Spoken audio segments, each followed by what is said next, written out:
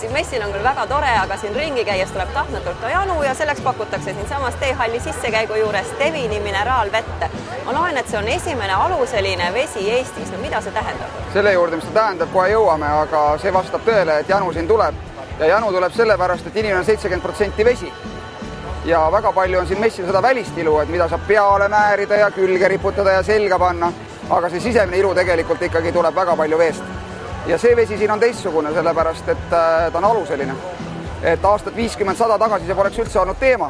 Teema ei oleks ta olnud sellepärast, et inimesed sõid siis palju, kuidas öelda, keedetud köögivilja ja väiksema energiaseadusega toitu ja tegid füüsilist tööd.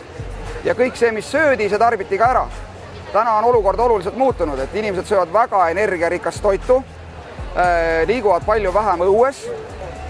Ja nüüd tekibki olukord, kus energiarikas toit ei leia väljundit. Ühesõnaga, me ei saa teda lõpuni ära põletada. Ja kui me ei saa teda lõpuni ära põletada veeks ja süsihappegaasiks, siis tekib palju igasuguseid happelisi ainevahetuse niisuguseid vaheprodukte. Sealt tekib see probleem, et kui meil enam füüsilist tööd ei ole, siis hakkab hirmus suur energia ülejääk tänu sellele energiarikkale toidule. Ja tekivad siis ainevahetuse vaheproduktid, mida organism püüab väljutada, sest vastasel juhul need happed kahjustaksid meie organid. Ja paneksid seda siia siis selle rasva sisse, sest see on ainukene ohutu koht, kuidas ta meie organid ei kahjustaks. Ja nüüd inimesed on kuulnud, et tuleb palju vett juua, aga kahjuks on väga suur osa vett mitte aluseline, vaid happeline. Esimene happeline vesi on kohe kõik gaseeritud vesi. Ja kui on vesi happeline, sinna pandud süsihappe kaasulka, siis happeline vesi ei saa enam happeid kaasa võtta organismist.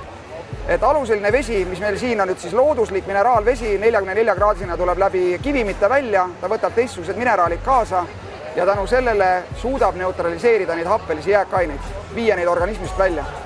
Nii et lühisõnum on see, et sisemise ilu nimel tuleb vett juua, soovitavalt aluselist vett juua ja siin messil ma ütleks niimoodi, et kui te tahate olla kaua, noored ja sisemiselt ilusad, siis tarbige aluselist Devini mineraalvett ja teil läheb väga hästi.